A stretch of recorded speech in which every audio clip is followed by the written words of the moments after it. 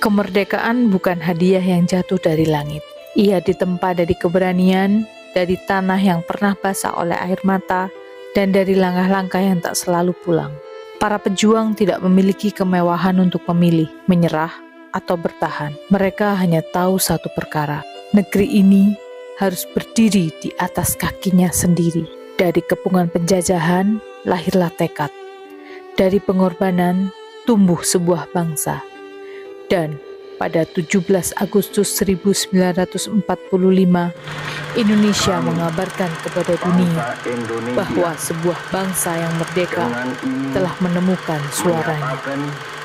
Kemerdekaan Indonesia. Kadang aku berpikir, di antara rumah-rumah yang berdiri bersebelahan ini, ternyata ada sesuatu yang jauh lebih mahal daripada sekedar pagar yang memisahkan halaman. Ada rasa saling memiliki. Kita mungkin tidak lahir dari keluarga yang sama, tidak tumbuh dengan cerita yang sama. Bahkan kita memandang sesuatu pun kadang berbeda. Ada yang ingin begini, ada yang merasa lebih baik begitu.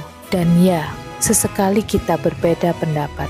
Tapi bukankah menjadi dewasa bukan tentang selalu menemukan orang yang sepemikiran dengan kita? Mungkin menjadi dewasa adalah ketika kita mulai belajar bahwa berbeda tidak harus berjarak. Kita boleh tidak sepakat tanpa harus kehilangan rasa hormat. Kita boleh punya pendapat masing-masing tanpa perlu meninggikan suara hanya agar pendapat kita dianggap paling benar. Karena pada akhirnya kita akan kembali ke tempat yang sama, ke lingkungan yang sama, ke jalan yang sama, ke tetangga yang mungkin suatu hari akan menjadi orang yang pertama yang mengetuk pintu ketika kita membutuhkan pertolongan.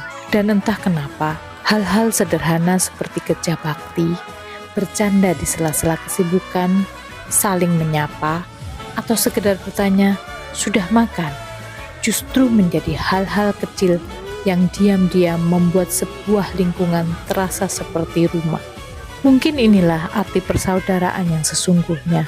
Bukan tentang siapa yang paling banyak memberi, bukan tentang siapa yang paling sering terlihat, tetapi tentang siapa yang tetap peduli, bahkan ketika tidak diminta, tetap menghargai meskipun berbeda, dan tetap merangkul meskipun pernah tidak sependapat.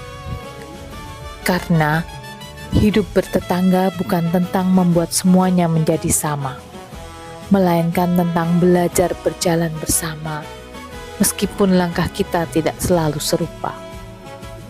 Dan kalau hari ini kita masih bisa tertawa bersama, bekerja bersama, saling membantu, dan merayakan kebahagiaan bersama, rasanya kita punya alasan untuk bersyukur.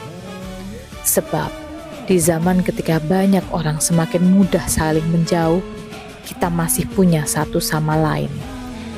Dan mungkin itulah kemerdekaan yang paling sederhana.